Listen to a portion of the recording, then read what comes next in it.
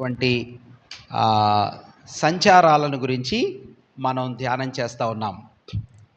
చాలా రోజులు అయిపోయింది కాబట్టి నేను ప్రశ్నలు ఏమి అడగను.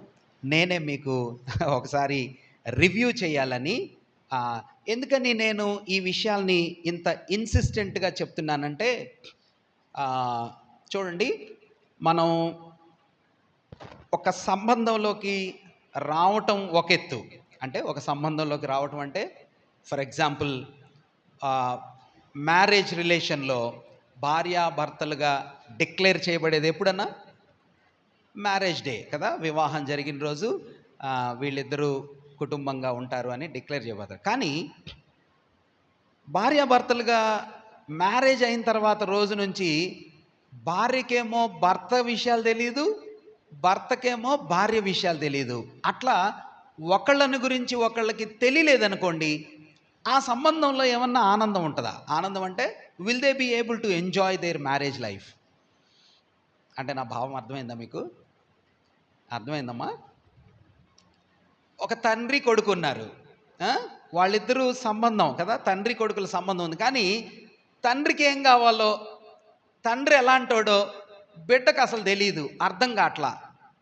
అప్పుడు ఈ బిడ్డ తండ్రి యొక్క సంబంధంలో ఎంజాయ్ చేస్తాడా, ఎంజాయ్ చేయలేడా? అసలు బిడ్డ గురించి కూడా తండ్రికి తెలియదు కదా. కొన్ని సందర్భాల్లో బిడ్డలు పుట్టాక తల్లిదండ్రులు దుబాయ్ వెళ్ళిపోయారు. ఇప్పుడు ఈ బిడ్డ ఇక్కడే ఉన్నాడు, ఇండియాలో ఉన్నాడు. ఈ బిడ్డ గురించి తండ్రికి తెలియదు. Will they have a Joy in they relation? వాళ్ళ సంబంధంలో ఏమైనా ఉంటుందన్నా? హ్యాపీనెస్ ఏమి ఉండదు కదా. ఆడుకుంటాడా? ఆడుకోడు. పిల్లోడికి ఏం కావాలో తెలుసా? తెలియదు.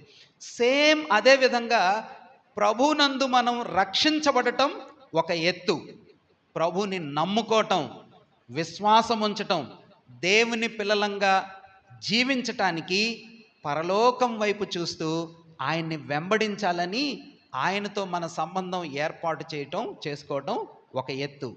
కానీ ప్రభుతో మన సంబంధం ఏర్పడిన తర్వాత ఆయనను గురించి అర్థం చేసుకోకపోతే, మనం ఎవరితో సంబంధంలో ఉన్నామో ఆయన గురించి మనకు తెలియకపోతే, ఆ సంబంధంలో ఏముండదన్నా? మజా ఉండదు, ఎంజాయ్మెంట్ ఉండదు, హ్యాపీనెస్ ఉండదు, జాయ్ఫుల్నెస్ ఉండదు. మరి ఆ సంబంధంలో ఉన్న మన ప్రియుడు ఎవరో, మన తండ్రి ఎవరో, మన స్నేహితుడు ఎవరో, ఎవరి కోసం మనం ఈ సంబంధాన్ని ఏర్పాటు చేసుకున్నామో ఆయన్ని గురించి తెలుసుకుంటేనే మనకు ఆ సంబంధంలో ఆనందం వచ్చింది. ఇప్పుడు వాక్యమును తెలియకపోతే, వాక్యం గ్రహింపు లేకపోతే, ఆయనను గురించినటువంటి సత్యాలు మనకి అవగాహన కలగకపోతే, మీరు దేవుని పిల్లలైనా, రక్షించబడినా కానీ ప్రభుతో మీ ఆనంద జీవితంలో ఏమి తృప్తి ఉండదు. అందుకనే చాలా సందర్భాల్లో విశ్వాసుల అనుభవంలో మనకేముంటుందంటే అసంతృప్తి ఉంటుంది. ఏముంటుందన్నా? అసంతృప్తి. అంటే, అన్న నేను చర్చికి వెళ్తున్నాను, ప్రార్థన చేస్తున్నాను, అన్నీ చేస్తున్నాను, కానీ నాకేం లేదు. ఏం లేదమ్మా? సంతోషం లేదు. ఎందుకు లేదు సంతోషం? ఎందుకు లేదు సంతోషం అంటే, మీరెవరితో నడుస్తున్నారో, మనం ఎవరి సంబంధంలో ఉన్నామో ఆయనను గురించి మనకి పూర్తి అవగాహన లేదు. ఆయనను గురించిన అవగాహన మీరు తపస్సు చేసినా, హిమాలయాలకు వెళ్ళినా, ఎన్ని యూట్యూబులు చేసి చూసినా మీకు కలగదు. మరి ఎప్పుడు కలిగిద్ది? ఆయనను గుర్చినటువంటి అవగాహన, మనం ఎవరిని నమ్ముకున్నామో, ఎవరితో నడవాలనుకుంటున్నామో, ఎవరి కోసం జీవించాలనుకుంటున్నామో ఆయనను గురించి చెప్పే ఏకైక సాధనం, ఒకే ఒక మార్గం ఏంటిదమ్మా? ఏంటిదన్నా? వాక్యమే. ఏంటిది? దేవుని వాక్యం. దేవుని వాక్యంలో మాత్రమే మన మన రిలేషన్లో ఉన్న వ్యక్తిని గురించి మనం అర్థం చేసుకోవటానికి సహాయం చేసే సాధనం. కాబట్టి వాక్యం బాగా తెలిస్తే ప్రభు బాగా తెలుస్తాడు. ప్రభు బాగా తెలిస్తే మనం బాగా ఎంజాయ్ చేస్తాం. మనం వాక్యం తక్కువ తెలిస్తే ప్రభు తక్కువ తెలుస్తాడు. ప్రభు తక్కువ తెలిస్తే మన ఆత్మీయ జీవితంలో మనం తక్కువగా ఆనందిస్తాం. బెరాకా ప్రియులే కాదు, ప్రపంచవ్యాప్తంగా ఎవరైనా విశ్వాసులు వాక్యం తెలియకపోతే, వాక్యం అవగాహన లేకపోతే మన ఆత్మీయ జీవితంలో, ప్రభుతో ఉన్న మన సంబంధంలో ఆనందం ఉండదు.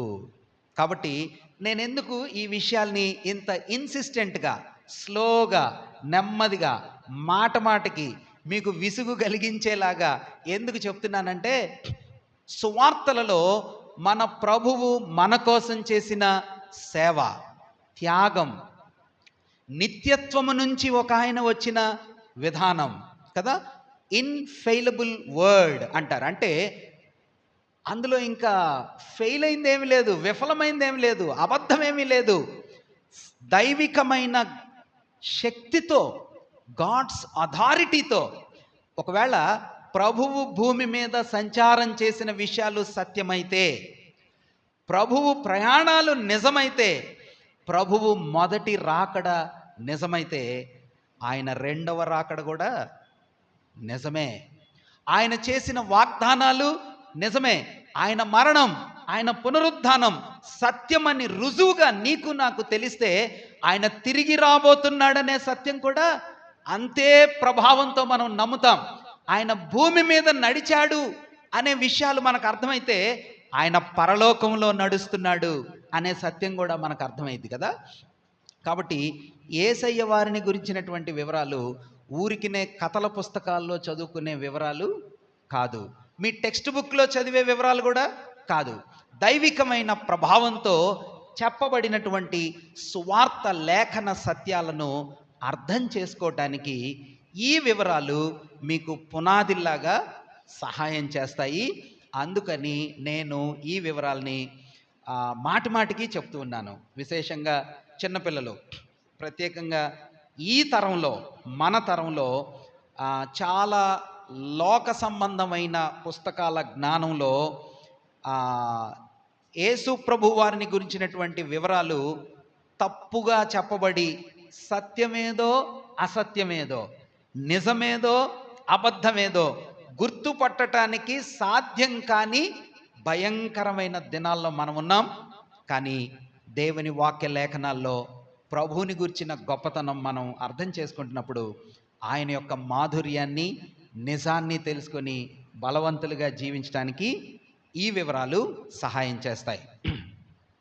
ఇప్పటిదాకా, ఈరోజు దాకా, అంటే మనం గడిచిన దగ్గర దగ్గర 2, 3 లేక 4, 5 క్లాసెస్లో ప్రభువుని గురించి మనం ఏమి నేర్చుకున్నాం? ఆయన సువార్తలలో చేసిన ప్రయాణాలు, సంచారాలను గురించి మనం ఏం నేర్చుకున్నామంటే, నేనే ఊరికినే ఒకసారి జ్ఞాపకం చేస్తాను. ప్రభువారి తల్లిదండ్రులు నజరేతులో ఉండేవారు.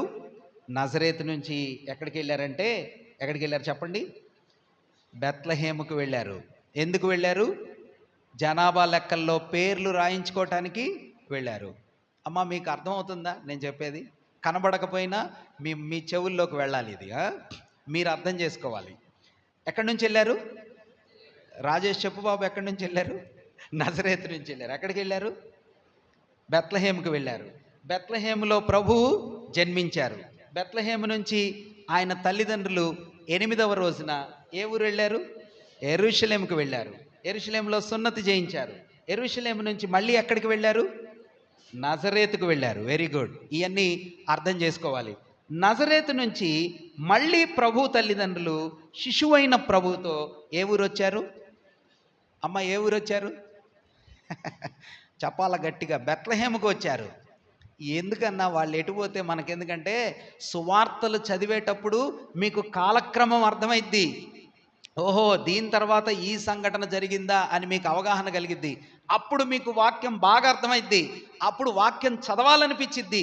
వాక్యం బాగా చదివితే దేవుడు బాగా అర్థమవుతాడు. దేవుడు బాగా అర్థమైతే మీ విశ్వాసం బాగా బలపడిద్ది. దేవుని మీద మనకు ఆనందం కలిగిద్ది. అందుకని మీరు అర్థం చేసుకోవాలి. ప్రభు తల్లిదండ్రులు ప్రభు యొక్క ప్రజెన్స్తో, శిశువైన ప్రభుతో బెత్లెహేముకు వచ్చారు. బెత్లెహేము నుంచి ఎక్కడికి వెళ్ళారమ్మా? వెరీ గుడ్, ఐగుప్తుకు వెళ్ళారు. ఐగుప్తులో కొన్ని దినాలు గడిచిన తర్వాత ఐగుప్తు నుంచి మళ్ళీ ఎక్కడికి వెళ్ళారు? నజరేతుకు వచ్చారు. నజరేతు నుంచి మళ్ళీ ఎక్కడికి వెళ్ళారు? యెరూషలేముకు వచ్చారు. ఎంత వయసులో అప్పుడు? సహోదరులు చెప్పండి అన్న. 12 wonderful, very good, I'm very happy. Brothers అందరు చెప్పారు 12 సంవత్సరాల వయసు. 12 సంవత్సరాల వయసులో ప్రభు యెరూషలేంకి వచ్చారు. యెరూషలేం నుంచి మళ్ళీ ఎక్కడికి వెళ్ళారు? నజరేత్కి వెళ్ళారు. నజరేతు నుంచి మళ్ళీ ప్రభు ఎక్కడికి వచ్చాడు? బేతనీయకు వచ్చారు. ఎవరు చెప్పారన్నా? బ్రదర్స్లో చెప్పారా?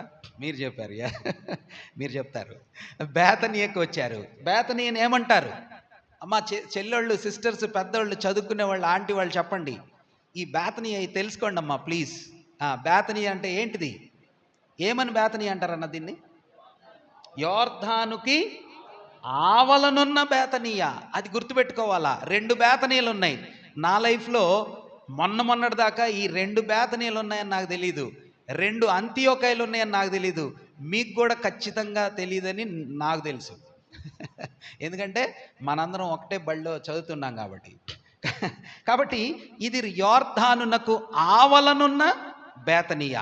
ఇక్కడ ఏం జరుగుతుంది విశేషంగా? బాప్తిస్మిచ్చే యోహాన్ ఇక్కడే ఉంటాడు. బాప్తిస్మిచ్చే యోహాన్ ప్రభువుకి బాప్తిస్మి. నేను ఈ మాటలు చెప్తా ఉంటే ఇస్రాయేల్ దేశం విజిట్ చేసి వచ్చిన ఒక సేవకుడు నన్ను కలిశాడు. నేను ఈ మాటలు చెప్తా ఉంటే ఆయన అన్నాడు, అన్న మీరు బేతనీయ కింద ఉందంటున్నారేంటి? కిందంటే సౌత్, దక్షిణంలో ఉందంటున్నారేంటి? వాళ్ళని తీసుకెళ్ళిన టూరిస్టులు గలిలయ సముద్రం దగ్గర ప్రభుకి ఈ ఏరియాలో యోర్ధాన్లో బాప్తిసం ఇచ్చాడని మాకు చూపించారు అన్నాడు. ఇప్పుడు ఆయన కరెక్టా, నేను కరెక్టా? నేను వెళ్ళలా ఇస్రాయేల్ దేశం. వాక్యలేఖనం ఏం చెప్తుందంటే యోర్ధానునకు ఆవలనున్న బేతనీయ. టూరిస్టులు ఏం చూపించారు? గలిలయ దగ్గర ఉన్నటువంటి యోర్ధాన్ నదిలో బాప్తిసం ఇచ్చారంట. అట్లాంటివి మనం తెలుసుకోవాలా. ఎవరైనా చెప్పేటప్పుడు, మనం చదివేటప్పుడు అవి మనకి సంపూర్ణమైన భావాలతో అర్థం కావాలా. కాబట్టి బేతనీయలో ప్రభు బాప్తిసం తీసుకున్నారు. తీసుకున్న తర్వాత ఎక్కడికి వెళ్ళారు? ప్రభు బాప్తిసం తీసుకున్న తర్వాత ఎక్కడికి వెళ్ళారన్నా? యోదయ ప్రాంతంలో ఉన్న అరణ్యానికి వెళ్ళారు. ఏ ఏరియా? యోదయలో. యోదయ అంటే చూడండి, ప్రభు వారి జీవితం 1 గలిలయ ప్రాంతం, 2 సమరయ ప్రాంతం, 3 యోదయ ప్రాంతం, 4 దెకపొలి ప్రాంతం, 5 పెరయ ప్రాంతం. చెప్తారా ఎవరైనా? 1 గలిలయ ప్రాంతం, 2 సమరయ ప్రాంతం, 3 యోదయ ప్రాంతం, 4 దెకపొలి ప్రాంతం, 5 పెరయ ప్రాంతం. ఈ 5 ప్రాంతాలు మీకు తెలిస్తే, ఈ 5 ప్రాంతాల్లో ఉన్న స్థలాలు తెలిస్తే సువార్తలంతా మీకు స్పష్టంగా క్లియర్గా అర్థమవుతాయి. ప్రభు బాప్తిసం తీసుకున్న తర్వాత అరణ్యము ఎక్కడుంటుందో? అరణ్యం యోదయ ప్రాంతంలో ఉండే అరణ్యం. అక్కడ ఎన్ని రోజులు శోధించబడ్డారు? Very good. లెంటెడ్ డేస్ తెలుసు కానీ ఈ ఏరియా తెలీదు. ఇది తెలుసుకోవాలి మనం కదా. అరణ్యంలో ప్రభు శోధించబడి అక్కడి నుంచి మళ్ళీ ఎక్కడికి వచ్చారు? తిరిగి ఎక్కడికి వచ్చారు నాన్న? ఇక్కడికే వచ్చారు. బాప్తిసం ఇచ్చే యోహాను దగ్గరికి తిరిగి వచ్చాడు. అప్పుడేం జరిగింది? అలా ప్రభు తిరిగి వచ్చిన సమయంలోనే ఏం మాట అన్నాడు ప్రభు? అన్న ఆరాధనలో మనం చాలాసార్లు చెప్పుకుంటాం కదా, ప్రభు వైపు చూసి, నడుచుచూ వచ్చుచున్న యేసు వైపు చూచి బాప్తిసం ఇచ్చే యోహాను ఏమన్నాడు? లోక పాపములను మోసుకొని పోవు. ఎందుకు అలా ప్రభు కనిపించుంటాడో తెలుసా? నేను అనుకుంటున్నాను, నాకు తెలీదు, నా ఆలోచన. ఇది ఎక్కడ రాయబడలేదు, నేను చదివింది కాదు. నేను అనుకుంటున్నాను, ఈ యోదయ అరణ్య ప్రాంతంలో ప్రభువు 40 రోజులు భోజనం చేయలే కదా. చాలా వీక్గా అయిపోయి ఉంటాడు. చాలా దీనంగా, సన్నగా అయిపోయి ఉంటారు. ప్రభు ఆ స్థలం నుంచి ఆయన నడిచి వస్తూ ఉంటే చాలా వీక్గా, దీనంగా, సింపుల్గా 40 డేస్ అరణ్యంలో శోధించబడి శ్రమపడిన వాడుగా ఆయన కనిపించాడు.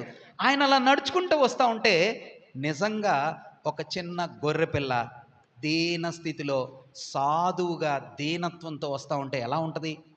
అలా కనిపించుంటాడు. అందుకనే ఆయన నడుచుచున్న యేసు వైపు చూచి ఏమన్నాడు? లోక పాపములను మోసుకొని పోవు దేవుని గొర్రెపిల్ల. అట్లాగా ఇక్కడ జరిగింది. ఇక్కడి నుంచి ప్రభు ఎక్కడికి వెళ్ళారమ్మా? ప్రభు ఎక్కడికి వెళ్ళారు? నైతిక్ చెప్పాలా? ఎక్సలెంట్, వెరీ గుడ్, షబాష్, 100 మార్క్స్ నైతిక్కి. ఇక్కడ నుంచి బేత్సైదాకి వెళ్ళాడు.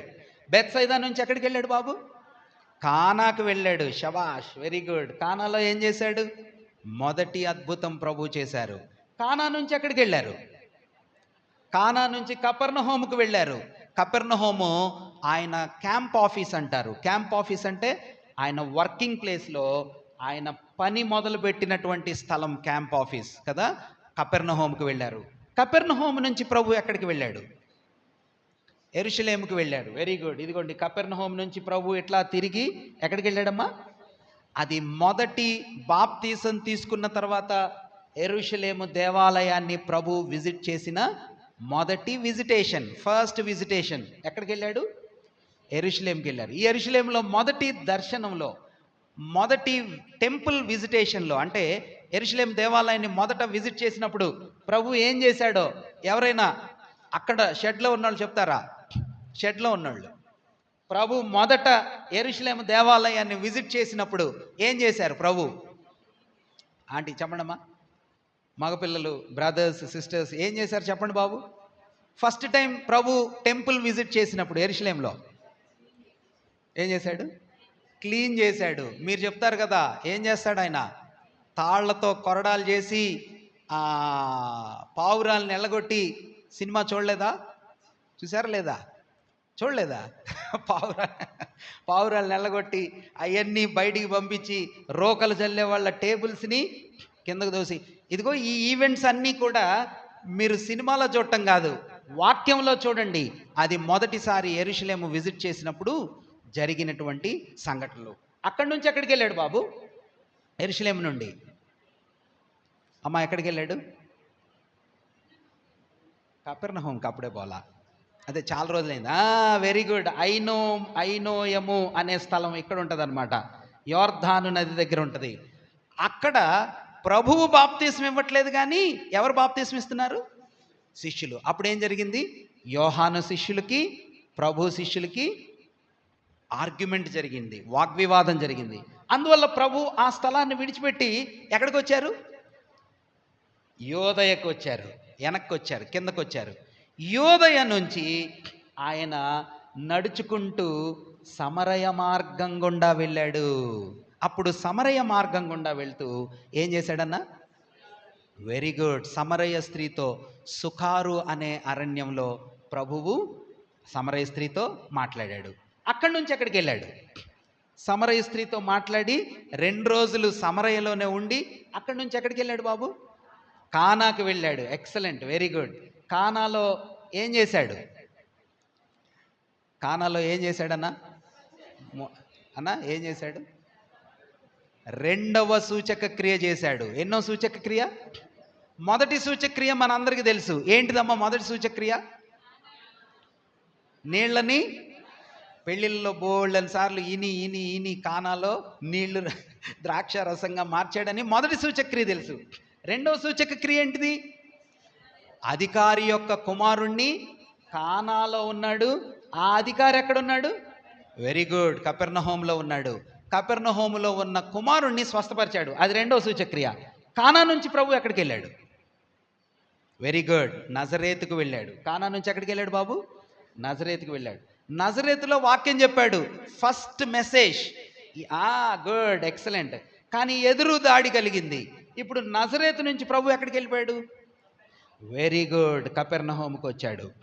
కపెర్నహూములో ప్రభువు నిలిచి కొన్ని రోజులు ఉంటూ పేతురుని ఎంచుకున్నాడు కదా, మళ్ళీ పిలిచాడు పేతురుని. కపెర్నహూములో ఆ సమాజ మందిరంలోకి వెళ్ళాడు. అక్కడ దయ్యం పట్టిన వాడిని స్వస్థపరిచాడు. ఆ తర్వాత ఎవరిని? పేతురు అత్తని స్వస్థపరిచాడు. అనేకులను స్వస్థపరిచాడు. ఆ తర్వాత ఆయన కొండ మీదకి వెళ్ళి ప్రార్థన చేస్తున్నాడు. పేతురు అన్నాడు, అయ్యా అందరు నీ కోసం ఎదురు చూస్తున్నారన్నాడు. అప్పుడు ప్రభు దిగి మనం అనేక స్థలాలకు వెళ్ళాలి అని గలిలయ ఏరియాలో సువార్త మొదలుపెట్టాడు. మొదలుపెట్టినప్పుడు పేతురు భక్తునితో పాటుగా కొందరున్నారు, వారు రాత్రంతా కష్టపడ్డారు. అన్న ఈ పాట వచ్చా? ఏం పాట అది? వెరీ గుడ్, పాడతారా? Very good. 1 2 3 start, go. రాత్రంతయు రాలేదు ప్రభు జయము, రహదారులు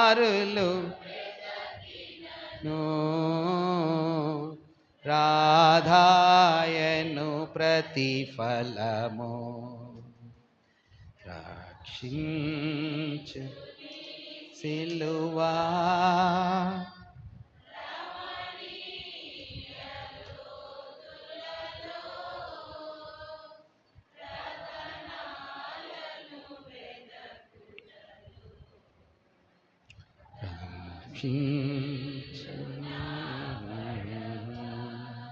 అందరూ నడిపించు నానావా నడి సంద్రమున్న దేవా నవజీవన మార్గములో నా కరియింపా నడిపించు నానావా.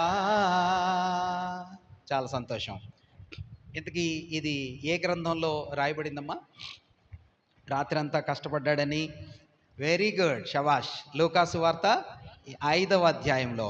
కాబట్టి ప్రభువు భక్తుడైనటువంటి పేతురు బోట్లో నిలబడి ఆయన సువార్త చెప్పిన తర్వాత పేతురుని పిలుచుకున్నాడు. పేతురుని ఎంచుకొని అక్కడి నుంచి ఆయన వెళ్తూ ఉండగా కుష్ఠరోగిని స్వస్థపరిచాడు. ఆ తర్వాత కపెర్నహూములోనే, ఏ ఊరిలో? కపెర్నహూములోనే మంచముతోనే దింపబడినటువంటి ఒక పక్షవాతం కలిగిన రోగిని ప్రభు స్వస్థపరిచాడు. ఏ ఊరిలో నాన్న అది జరిగింది? వెరీ గుడ్, కపెర్నహూములోనే జరిగింది. అక్కడి నుంచి ప్రభువారు గలిలయలో తిరుగుతూ, గలిలయలో సంచారం చేస్తూ అక్కడి నుంచి కపెర్నహూము నుంచి ఎక్కడికి వెళ్ళారు? కపెర్నహూము నుంచి ఫస్ట్ గలిలయన్ టూర్. కపెర్నహూము దగ్గర నుంచి ఎక్కడికి వెళ్ళారు బాబు? యెరూషలేముకి వచ్చారు. ఎక్కడికి వచ్చారమ్మా? యెరూషలేముకి వచ్చారు. యెరూషలేములో బెత్సైదా అనే కోనేటి దగ్గర 38 సంవత్సరాల నుంచి పడి ఉన్న వ్యక్తిని యెరూషలేములో ప్రభు ఏం చేశారు? స్వస్థపరిచాడు. ఇప్పుడు మీరు యోహాను సువార్త 5వ అధ్యాయం చదివేటప్పుడు ఎక్కడి నుంచి వెళ్ళాడు, ఎలాంటి సిట్యువేషన్లో వెళ్ళాడు, పేతురుని ఎంచుకొని వెళ్ళాడు, పేతురుని ఏర్పాటు చేసుకున్నాడు, ఆ వివరాలన్నీ మీ మనసులో గుర్తుపెట్టుకొని చదవాలి. బెత్సైదా దగ్గర ఆ అబ్బాయిని, లేకపోతే ఆ వ్యక్తిని, బేతెస్దా అనే కోనేటి దగ్గర ఆ వ్యక్తిని స్వస్థపరిచిన తర్వాత ప్రభుకి ఏం జరిగిందన్న? ప్రభుకి ఏం జరిగింది? ప్రభుకి ఏం జరిగింది? యూదులు యేసయ్య వారిని చంపాలని ప్రయత్నం చేస్తున్నారు. ఎందుకు చంపాలనుకున్నారమ్మా యెరూషలేంలో? వెరీ గుడ్, ఈ వివరాలు మీరు పట్టుకోవాలా. యెరూషలేములో యూదులు అన్నారు, ఈయనేంటి విశ్రాంతి దినాన్న వీడిని లేపాడు అంటే ప్రభు ఏం చెప్పాడు అప్పుడు? నా తండ్రి పని చేస్తున్నాడు, నేను కూడా పని చేస్తున్నాను. ఆ కాంటెక్స్ట్లో చేయబడింది ఆ కాన్వర్జేషన్. అది మనం గుర్తుపెట్టుకోవాలా. నా తండ్రి పని చేస్తున్నాడు, నేను పని చేస్తున్నాను అంటే నువ్వు తండ్రితో సమానుడువా? నా తండ్రి అంటున్నావేంటి? విశ్రాంతి దినమును మీరుట మాత్రమే కాక తన తండ్రి, సొంత తండ్రి అని చెప్పటం వలన తన్ను తాను దేవునితో సమానముగా ఎంచుకున్నాడని యూదులు ప్రభువుని ఏం చేయాలనుకున్నారంట? చంపాలి, సంహరించాలనుకున్నారు. ఇప్పుడు ఇక్కడి నుంచి ప్రభు ఎక్కడికి వెళ్ళాడు? యెరూషలేము నుండి ఎక్కడికి వెళ్ళాడు? పంట పొలాల్లో నుంచి. వెరీ గుడ్, పంట పొలాల్లో నుంచి వెళ్తున్నాడు. పంట పొలాల్లో నుంచి వెళ్తుంటే ఏం చేశాడు? కంకులు తిన్నాడు. అదే రోజు, అది కూడా విశ్రాంతి దినమే. మళ్ళీ ఇక్కడ కూడా గొడవైంది. ఎందుకని? విశ్రాంతి దినాన నువ్వు చేస్తున్నావని. ఇక్కడి నుంచి ఎక్కడికి వెళ్ళారు? కపెర్నహూముకు వెళ్ళారు. Very good. కపెర్నహూములో ఏం చేశాడన్నా? ఓచ చేయగలవాడున్నాడు. కపెర్నహూము సమాజ మందిరంలో ఓచ చేయగలవాడిని చూసి ప్రభు ఏం చేశాడు? అరే నీ చేయి పైకెత్తరా అన్నాడు. అది ఎక్కడ? సమాజ మందిరంలో. మళ్ళీ ఇక్కడ చేసినప్పుడు అదే గొడవ, ఇక్కడ నడుస్తున్నప్పుడు అదే గొడవ. ఇప్పుడు కపెర్నహూములో ఓచ చేయగలవాడిని లేపటం వలన కూడా అదే సమస్య. అదే సమస్య అంటే ఏ సమస్య? Good, very good. విశ్రాంతి దినాన్న ఎందుకు చేస్తున్నావు నువ్వు? అందుకని ప్రభు కపెర్నహూము సమాజ మందిరములో నుంచి వెళ్ళి ఎక్కడికి వెళ్ళాడమ్మా? సముద్ర తీరానికి వచ్చాడు ఫస్ట్ కదన్నా. సముద్ర తీరమున బోధిస్తూ ఉన్నాడు. సముద్ర తీరము నుంచి మళ్ళీ ఎక్కడికి వెళ్ళాడు ఆయన? మీరు చెప్పారు. కొండ మీదకు వెళ్ళాడు అంటే మీరు గుర్తుపెట్టుకోవాల్సింది ఏంటంటే కపెర్నహూము నుంచి సముద్ర తీరానికి, సముద్ర తీరం నుంచి కొండ మీదకి, ఆ కొండ మీదకి వెళ్ళి రాత్రంతా ప్రార్థన చేసి ఎంతమందిని ఎంచుకున్నాడు? ఇంకా అక్కడి నుంచి 12 మంది శిష్యులు ప్రభువు వెంట నడవటానికి స్థిరంగా ఉన్నారన్నమాట. అప్పటిదాకా శిష్యులు అటు ఇటుగా ఉన్నారు. కానీ ఇదిగో ఈ కొండ మీద ప్రభు తన శిష్యుల్ని ఎంచుకొని అప్పుడేం చేశారు నాన్న? వారికి ఏం బోధించాడు? కొండ మీద ప్రసంగం ఏ అధ్యాయంలో ఉంటుంది చెప్పండి? మత్తయి సువార్త 5వ అధ్యాయం నుంచి మొదలు పెట్టుకుంటే 7వ అధ్యాయం ఆఖరి దాకా ఏ విషయాలు ఉంటాయి బాబు? చిన్నపిల్లలు చెప్పండి. కాజుబాబు భయపడిపోతున్నారు వాళ్ళ ఫేసులు. చెప్పండి, కొండ మీద ప్రసంగం ఏ ఏ గ్రంథంలో ఉంటుంది? మాథ్యూ చాప్టర్ 5 నుంచి ఎక్కడ దాకా ఉంటుంది? 7 ఎండ్ దాకా ఉంటుంది. సో కొండ మీద ప్రసంగం ఆయన ఎక్స్క్లూజివ్గా శిష్యులకు బోధిస్తూ ఉండగా ఆయన కొంచెం కొండ దిగి కిందకి రాగానే అనేక మంది జన సమూహాలు వచ్చారు. ఆ జన సమూహాలను చూస్తూ ప్రత్యేకంగా తన శిష్యుల కోసం కొండ మీద ప్రసంగాన్ని ఆయన బోధించాడు. ఒక చెంప కొడితే ఇంకో చెంప చూపించమన్నాడు. అప్పుడు చెప్పిందే దీనులను గురించి చెప్పాడు, సాత్వికులను గురించి చెప్పాడు, దుఃఖపడే వారిని గురించి చెప్పాడు. మనం ధన్యులు ధన్యులు ధన్యులు అని చెప్పుకుంటాం కదా, అవన్నీ కూడా ఆయన కొండ మీద బోధించాడు. కొండ మీద నుంచి కిందకు దిగి ఏ ఊరికి వచ్చాడు?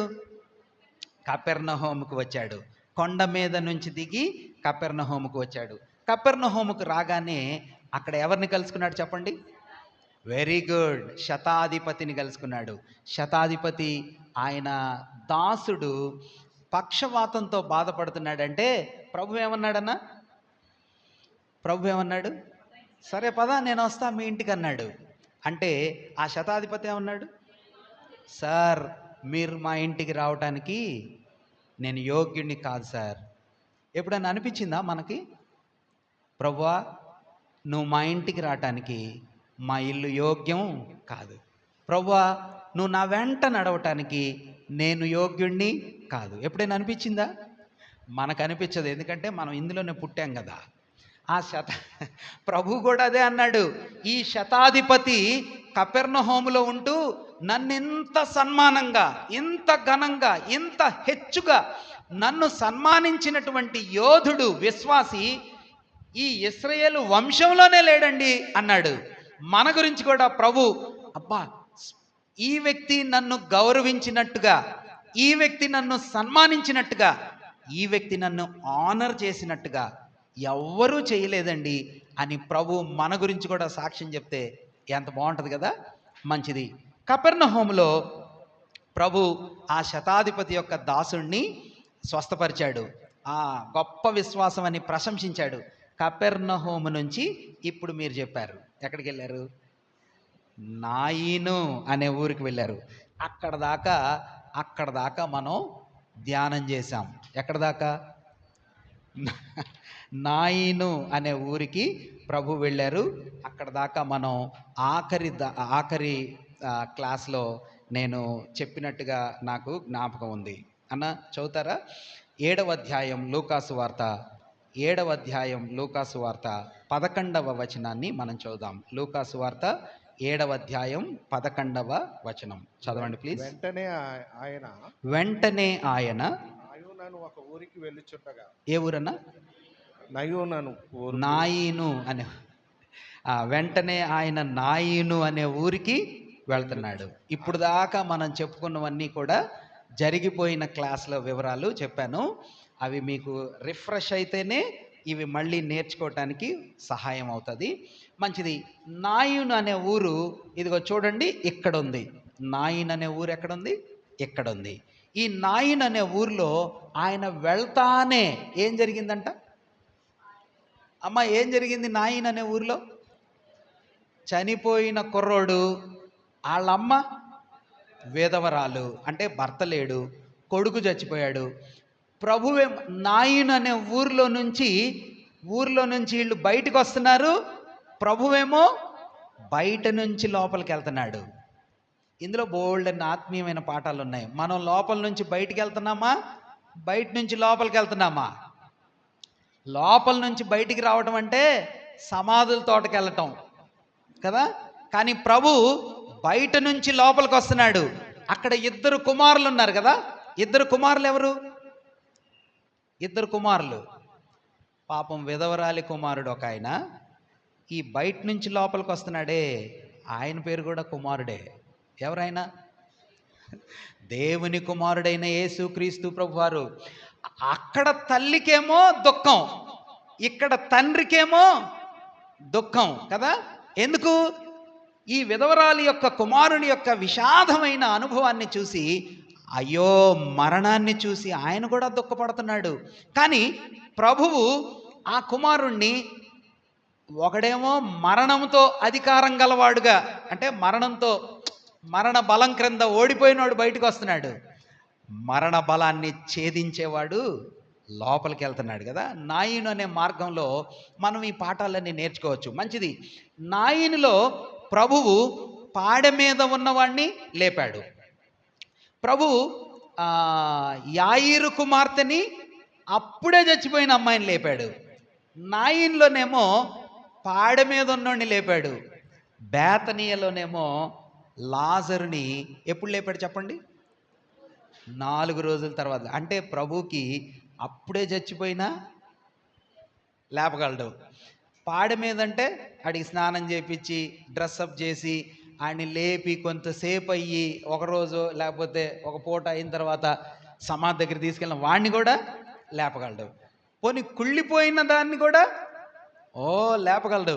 అసలు యెహెజ్కేలు గ్రంథం 37వ అధ్యాయం చదివితే ఎండిపోయిన ఎముకల్ని కూడా ఆయన, మరణము ఆయన ముందు తాళజాలదు. ఈరోజు ఉదయకాల సమయంలో ఆరాధనలో చక్కటి పునరుద్ధాన ప్రభావాన్ని గురించిన వివరాలు మనం ధ్యానం చేశాం. ప్రభువు తిరిగి లేవటం ద్వారా మనం పొందుకున్న ఆశీర్వాదాలని మనం ధ్యానం చేశాం. అవును, అలాగా నాయనులో ఈ కార్యం జరిగింది అనే సత్యాన్ని మనం గుర్తుపెట్టుకోవాలి.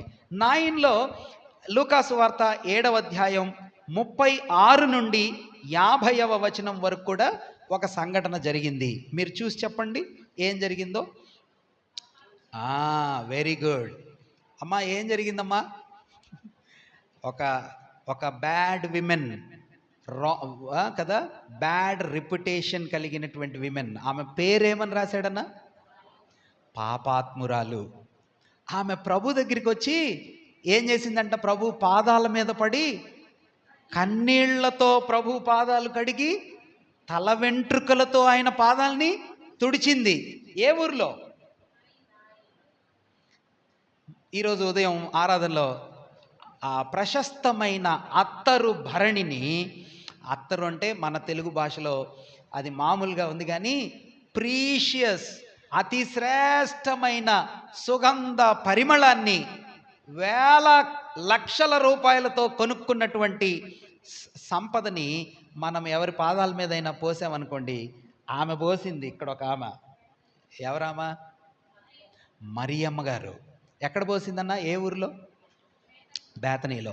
అంటే ఈ 2 డిఫరెంట్ ఈవెంట్స్, అది మనం గుర్తుపెట్టుకోవాలి. అందుకని చెప్తున్నా, ఏ 2 డిఫరెంట్ ఈవెంట్స్? ఒకటేమో నాయినిలో జరిగింది, అంటే అది ఉత్తరం భాగంలో జరిగింది. రెండోది బేతనీయలో జరిగింది, అదేమో దక్షిణం ప్రాంతంలో జరిగింది. ఈమెమో పైన చేసినామా కన్నీళ్లు పోసింది. ఏమేం పోసిందన్నా? కన్నీళ్లతో కడిగింది. ఏమేం చేసిందన్నా?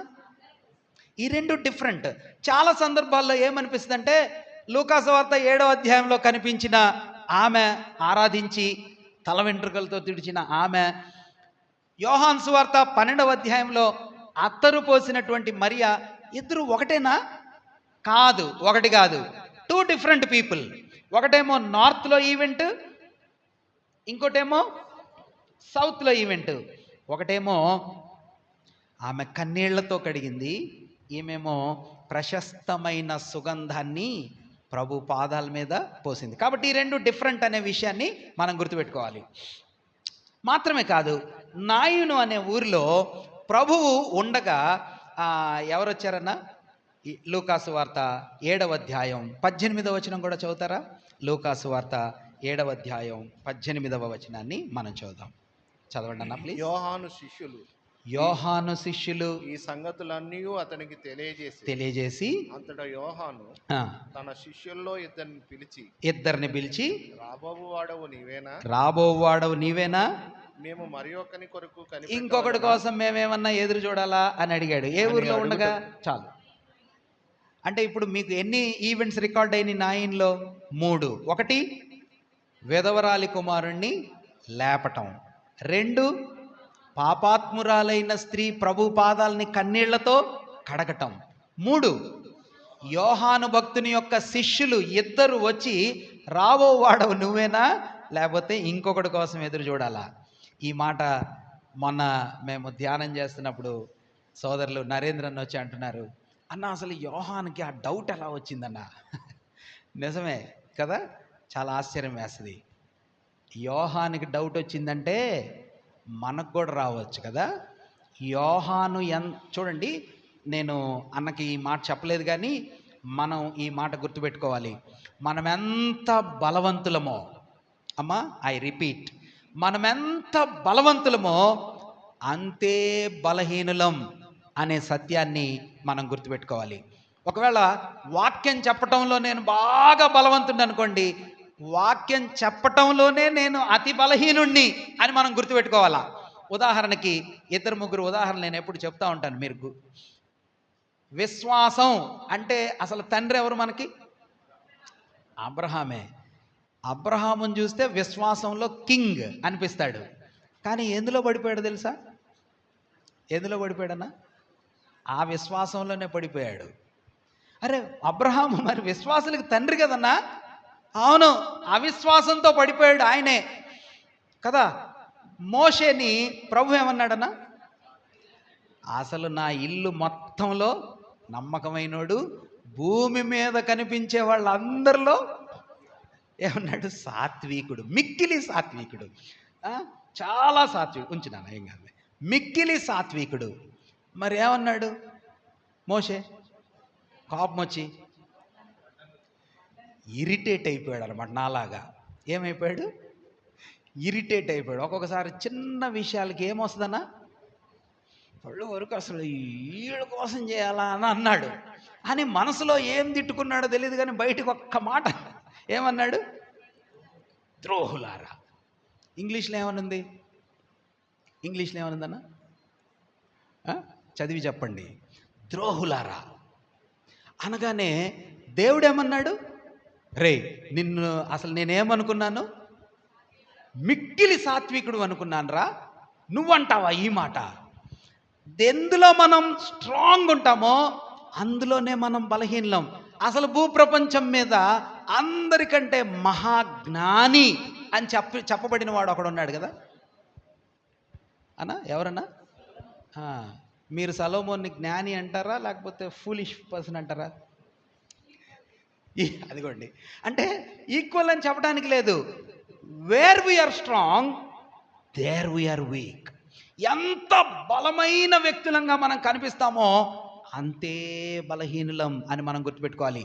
బాప్తిస్మిచ్చే యోహాను రాజుల్ని ఒప్పుకోలేదు, సర్ప సంతానం అని మనుషుల్ని ఒప్పుకోలేదు, రుజువులు చూశాడు. ప్రభువుని అంటున్నాడు, అయ్యా నువ్వేనా లేకపోతే ఇంకేమైనా రావాలా? మనం విశ్వాసంలో ఏ ఫేజ్లో అయినా, ఏ స్థాయిలో అయినా, ఎంత ఉన్నతంగా ఉన్నా, వాక్యం తెలిసినా తెలియకపోయినా, బోధకులమైనా చేయకపోయినా, ఎన్ని గొప్ప అద్భుతమైన అనుభవాలు విశ్వాస జీవితంలో మనకున్నా, మనం గుర్తుపెట్టుకోవాల్సింది ఏంటంటే I'm prone for a weakness. I'm prone for a weakness అంటే నేను పడిపోగలిగే ఆస్కారం నా జీవితంలో ఉంది అని గుర్తుపెట్టుకోవాలి. నేను అన్నిట్లో స్ట్రాంగ్ అండి, నేను అసలు ఏం తప్పు చేయలేదు అని అంటే అదే పెద్ద తప్పు కదా. ఒక ప్రీచర్ నడిచిపోతా ఉంటే పిల్లలందరూ ఒక కుక్క పిల్లలతో ఆడుకుంటున్నారంట. గొడవ పడుతుంటే అడిగాడంట ప్రీచర్, రే మీరు ఎందుకురా గొడవ పడుతున్నారంటే వాళ్ళల్లో పిల్లలు అందరూ చెప్పారంట, సార్ ఈ కుక్క పిల్లని ఎవరో ఒకడు ఓన్ చేసుకోవాలంటే మేము దీన్ని తీసుకెళ్ళాలి ఇంటికి. మేము నలుగురు ఉన్నాం, నలుగురిలో ఎవరు తీసుకెళ్ళాలి అని కొట్టుకుంటున్నాం సార్ అన్నారండి. అంటే వాళ్ళు పెట్టుకున్న పందెం ఏంటంటే ఎవడు పెద్ద అబద్ధం చెప్తాడో, ఏం చెప్తాడు, ఎవడు పెద్ద అబద్ధం చెప్తాడో వాడు ఈ కుక్క పిల్లని తీసుకెళ్ళచ్చు. కాబట్టి ఒకడిని మించి ఒకడు అబద్ధాలు ఎవరు చెప్పలేకపోతున్నాం, అందుకనే వెయిట్ చేస్తున్నాం సార్ అంటే ఈ పాస్టర్ గారు అన్నాడంట, బోధకుడు, అరే మీరు ఇలాంటి విషయాల్లో గొడవ పడతారా, అల్లరి చేస్తారా? అసలు నేను చిన్నప్పటి నుంచి ఏ అబద్ధం ఆడకుండా మీలాగా తప్పులు చేయకుండా గొడవ పడకుండా నేను ఎంతో చక్కగా పెరిగానురా అన్నాడంట. అనగానే ఆ నలుగురు పిల్లలు ఏమన్నారు, అరే ఈ కుక్క పిల్లని పాస్టర్ గారికి ఇచ్చేయండి రా, ఎందుకని అన్నిటికంటే పెద్ద అబద్ధం ఎవడు చెప్తాడో వాడికి ఇవ్వాలన్నమాట. So we are prone for a weakness, we are prone to sin.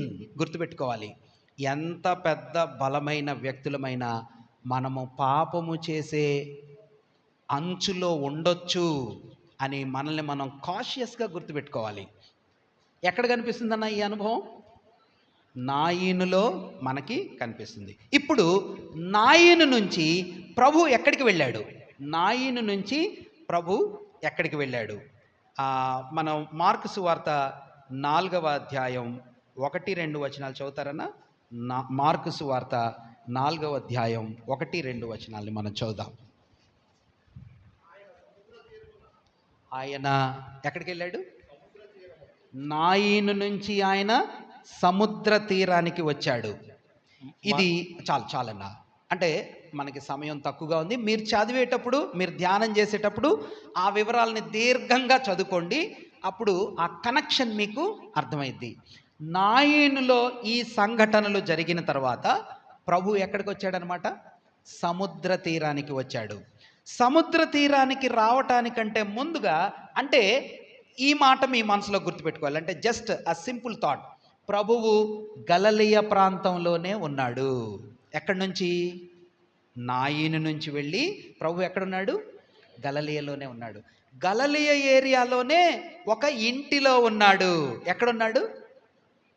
ఎట్లాగ తెలుసు మీకు? చదవండి అన్న. 3వ అధ్యాయం మార్కు సువార్త 3వ అధ్యాయం 20వ వచనాన్ని మనం చదువుదాం. మార్కు సువార్త 3:20. ఆయన ఇంటిలోనికి వచ్చినప్పుడు జనులు మరలా గుంపు కూడి వచ్చారు. ఎక్కడ ఉన్నాడంట ప్రభు? అంటే మీరు చెప్తున్న కనెక్షన్ ఇదంతా ఒకటేనా? మీరు నెమ్మదిగా పైన కింద చదువుకుంటూ వస్తే ప్రభు ఇంటిలో ఉండటం, ఆమె తల్లి, ప్రభు వారి తల్లి రావటం, సహోదరులు రావటం, ప్రభు వాళ్ళని కొంచెం గట్టిగా మాట్లాడటం, అక్కడి నుంచి ప్రభు ఎక్కడికి వెళ్ళాడు? సముద్ర తీరానికి వెళ్ళాడు.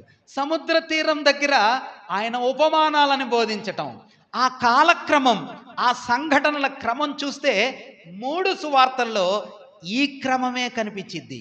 అందువలన మనం ఖచ్చితంగా చెప్పగలం. కాబట్టి ఇప్పుడు నాయీను నుంచి ప్రభు ఎక్కడికి వెళ్ళాడు అనమాట? ఇంటిలోనికి వెళ్ళాడు. ఇంటిలో ఉండగా, ఎక్కడుండగా? ఇంటిలో ఉండగా ఎవరు వచ్చారన్నా ప్రభు దగ్గరికి? మార్కు సువార్త 3:20 నుంచి, 3:20 నుంచి, ఇంటిలోనికి వచ్చినప్పుడు జనులు మరలా గుంపు కూడి వచ్చిరు గనుక భోజనం చేయుటకైనను, భోజనం చేయటానికి కూడా ఏం లేదంట, ఆయనకి టైం లేదు. అప్పుడు ఆయన ఇంటివారు సంగతి విని, ఎవరు? ఆయన ఇంటివారు సంగతి విని, ఆయన మతి చెలించినదని చెప్పి, ఆయనకి ఏం చెలించిందంట? మతి చెలించింది. 31 చదువుతారా? ఆయన సహోదరులు తల్లియు వచ్చి వెలుపల నిలిచి ఆయనను పిలువనంపిరి. అప్పుడు ప్రభు ఏమన్నాడు? 33, చాలా మంది చెప్పారు, ఇదిగో నీ తల్లి నీ సహోదరులు వెలుపల ఉన్నారు, నీ కోసం వెతకుచున్నారని 32వ వచనం, 3వ అధ్యాయం మార్కు సువార్త 32వ వచనం. అన్నారు, నీ కోసం వెతుకుచున్నారు అని చెప్పారు. అప్పుడు ప్రభు ఏమన్నాడు? 33, ఆయన నా తల్లి నా సహోదరులు ఎవరు అని తన చుట్టూ కూర్చున్న వారిని కలయ చూచి, ఇదిగో నా తల్లి, ఇదిగో నా సహోదరుడు, దేవుని చిత్తం చొప్పున జరిగించువాడే నా సహోదరుడును సహోదరియు తల్లియు అయ్యుంది అని చెప్పాడు. నేను అంతకుముందు చెప్పినట్టుగా ఉన్నాను కదా. ఎక్కడున్నాడంటమ్మా? నాయిను నుంచి ప్రభు ఎక్కడికి వచ్చారు? ఏ ఊరో తెలీదు, కానీ గలిలయ ప్రాంతంలో ఒక ఇంటిలో ఆయన ఉన్నాడు. ఆ ఇంటిలో ఉండగా, ఆయన బోధిస్తూ ఉండగా ఆయన పరిస్థితి ఎట్లా ఉందంట? భోజనం చేయటానికి కూడా టైం లేదు. అంటే టైం లేదంటే ఎలా ఉండుంటుంది? ఎలా ఉండుంటుందన్న? భోజనం చేయడానికి కూడా టైం లేదంట అంటే ఏమై ఉంటుంది? బాగా రష్గా. దేనివల్ల అన్నా? కలవటానికి వచ్చిన వాళ్ళు. అంటే పాపులారిటీ పెరిగిపోయింది. ఒక్కొక్కసారి వాక్యం చెప్పి రాగానే అందరూ ఏం చేస్తారు? అన్న ప్రార్థన చేయండి అంటారు కదా. అట్లా ప్రభువు దగ్గరికి, ఆయన్ని కలవటానికి ఆయన దగ్గరికి వచ్చి ఎంతమంది? ఆ ఇల్లు పట్టట్లా, ఆ ప్రాంతం పట్టట్లా. ప్రభు యొక్క పాపులారిటీ పెరిగిపోయింది.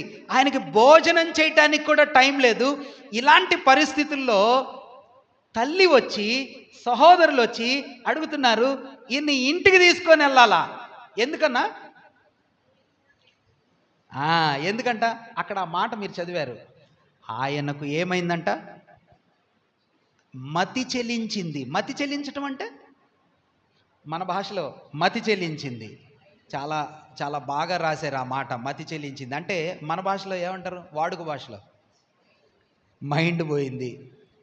ఇంకా వీడికి పిచ్చి లేసిందిరా. ఎవరికి? ప్రభు యొక్క సేవ, రోగులను స్వస్థపరచటం, చనిపోయిన వారిని లేవటం, పాపాత్మురాలు ప్రభు పాదాలు కడగటం. అమ్మా, ఎందుకని ప్రభు నా తల్లి ఎవరు, నా సహోదరులు ఎవరు అని కొంచెం నెగిటివ్గా మాట్లాడినట్టు ఎందుకన్నాడంటే, కానాలో వాళ్ళ అమ్మ చూసింది. కపెర్నహూము వాళ్ళ ఇంటికి దగ్గర, వాళ్ళ ఏరియా ఇదంతా. వాళ్ళ ఏరియాలో, నజరేతులో, కపెర్నహూములో, బేత్సైదాలో పొద్దున్న లేస్తే అద్భుతాలు. అలాంటి ఆయన్ని చూసి ప్రభువుని వాళ్ళ ఇంట్లో వాళ్ళు ఏమనుకున్నారు? మావిడికి పిచ్చి పట్టిందిరా.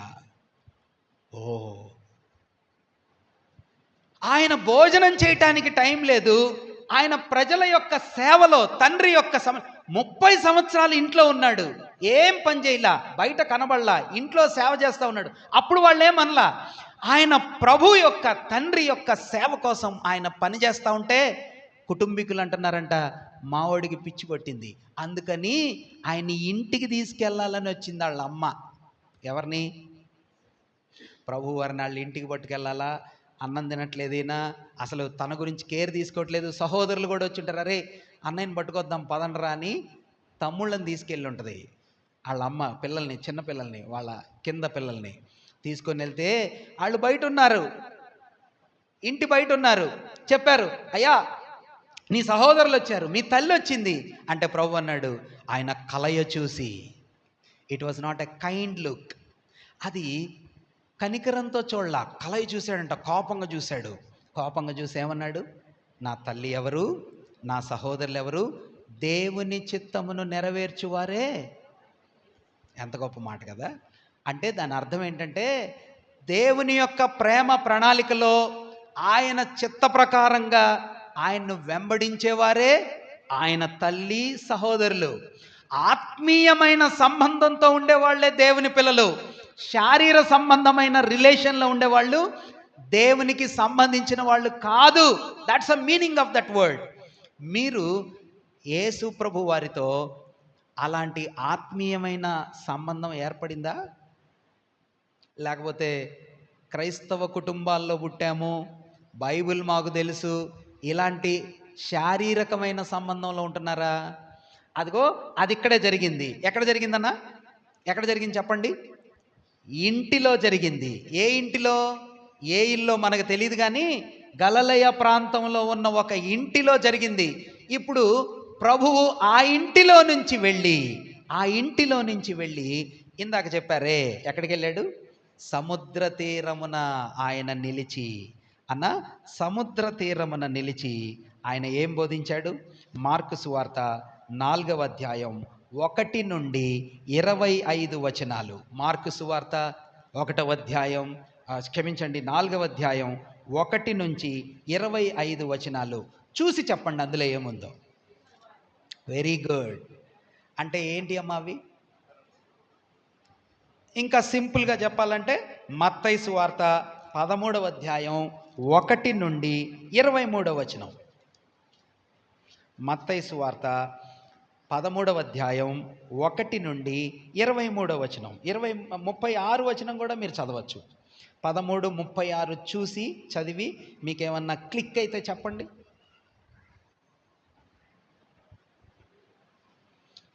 ఫస్ట్ చెప్పేవాళ్ళు చెప్పాలా?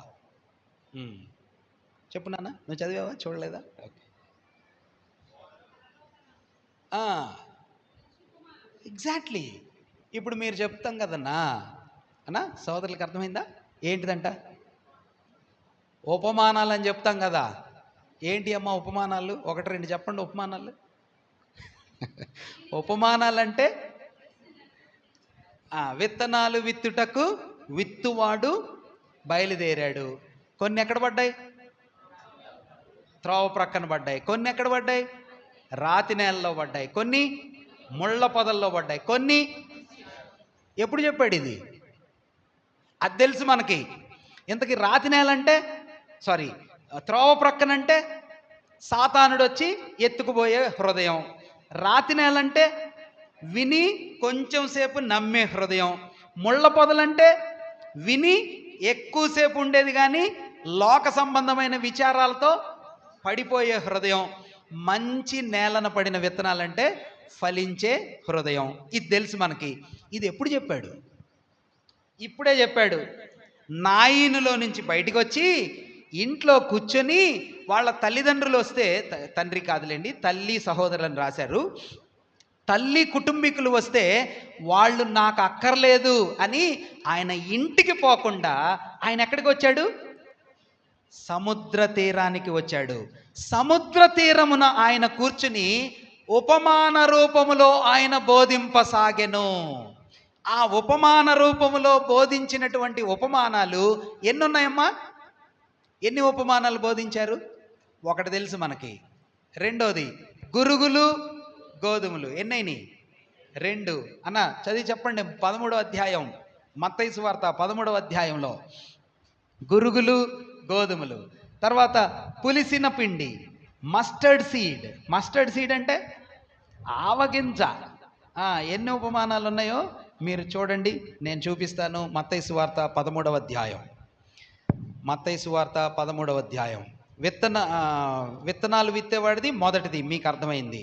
రెండవది గురుగులు గోధుమలు. 24వ వచనం. 13:24.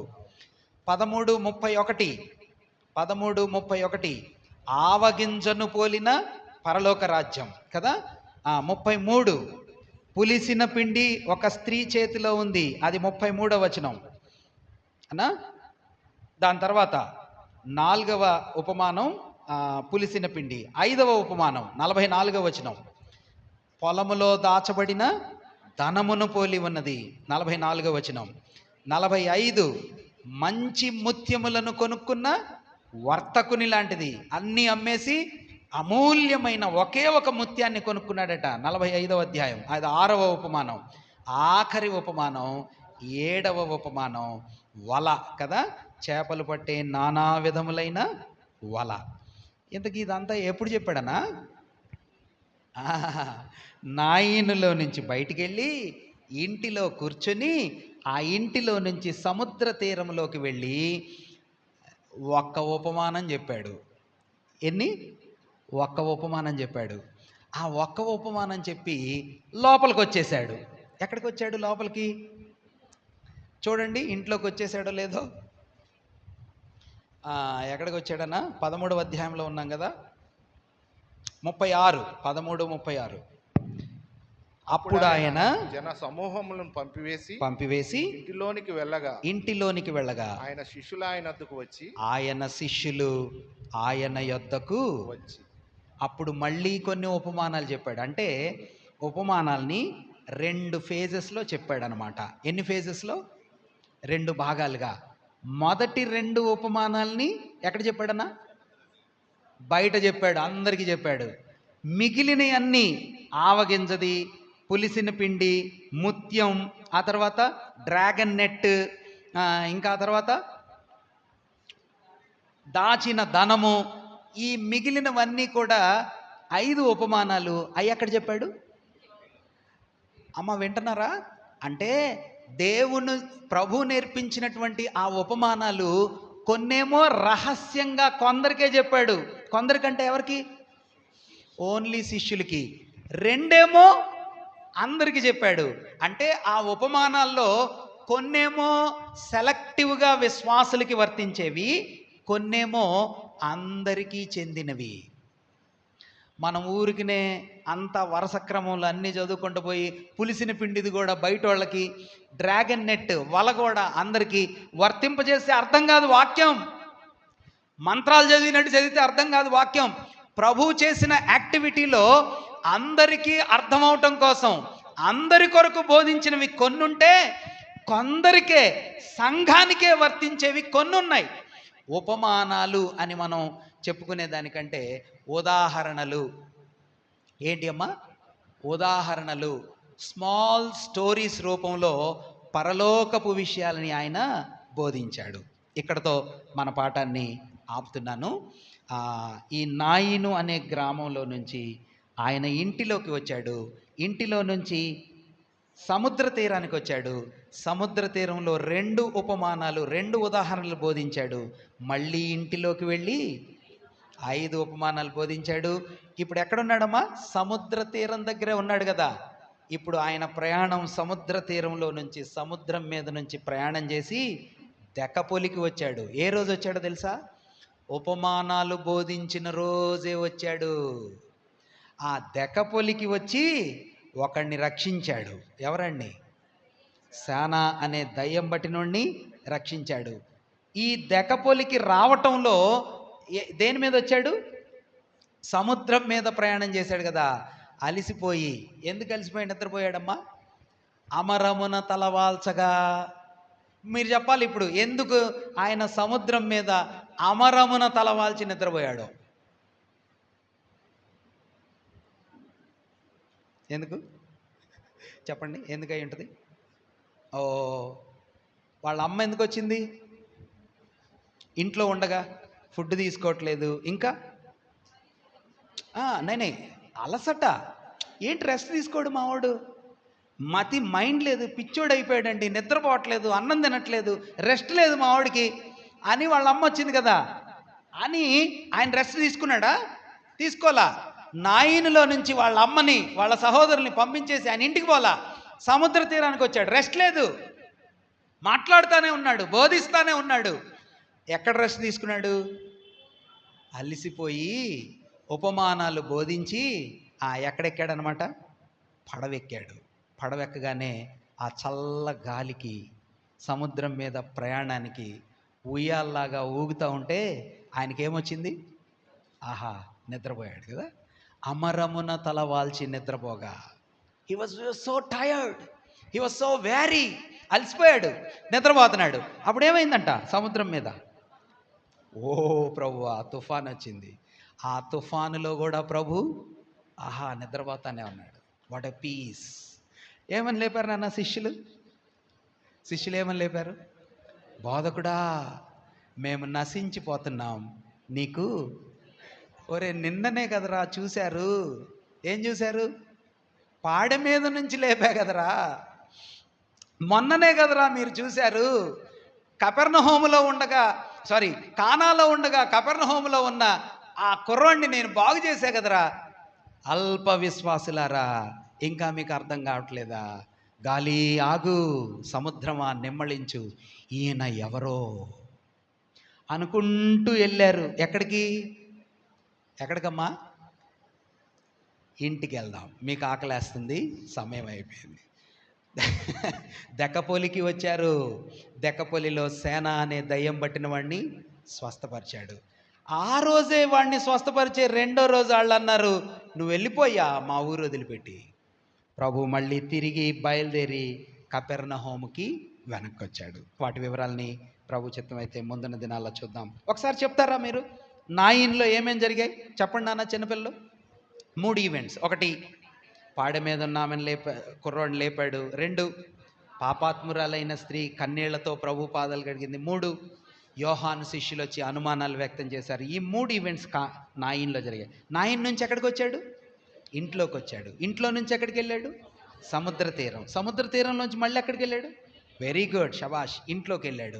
అక్కడి నుంచి బయలుదేరి ఆ సముద్ర తీరంలో ఇంటిలో ఒక దివ్యమైన సత్యాలు బోధించాడు. అదేమిటంటే ఉపమానాలు లేక ఉదాహరణలు ఆయన బోధించాడు.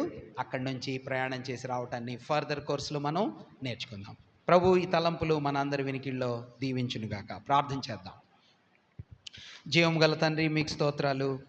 మా కోసం మీరెన్ని అవమానాలు, మాలాంటి మనిషిలాగా దైవత్వం అంతా సర్వసంపూర్ణంగా మీ శరీరంలో కలిగి ఉండి కూడా తృణీకరించబడి విసర్జించబడి విలువలేని వాడిలాగా మా కోసం ఎలా సేవ చేశారో మేము వింటున్నప్పుడు, చూస్తున్నప్పుడు, ధ్యానం చేస్తున్నప్పుడు మీ త్యాగం ఎంత గొప్పదో ప్రభువా మేము అర్థం చేసుకుంటూ మిమ్మల్ని స్తుతిస్తున్నాం నాయన.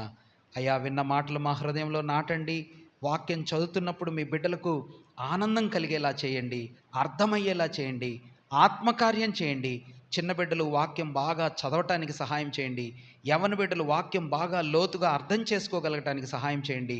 మిమ్మల్ని అర్థం చేసుకుంటూ మిమ్మల్ని వెంబడించడానికి కృప చూపించమని, సాయంత్రపు కాల సభ కోసం సిద్ధం చేయమని మా రక్షకుడు విమోచకుడైన యేసు ప్రభు వారి అద్వితీయమైన నామంలో మా దీనస్తుతులు సమర్పించి ప్రార్థించి వేడుకుంటున్నాం పరమ తండ్రి. ఆమెన్. కూడికి ముగిసింది. అందరికి వందనాలు. సెలవు తీసుకుందాం.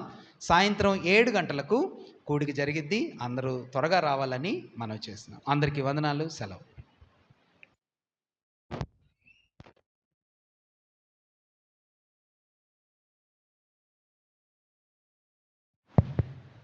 కూడిక మన మందిరంలోనే జరిగిద్దమ్మా. ఇక్కడే 7 గంటలకి సభ ఇక్కడే జరుగుతుంది, వేరే స్థలం కాదు.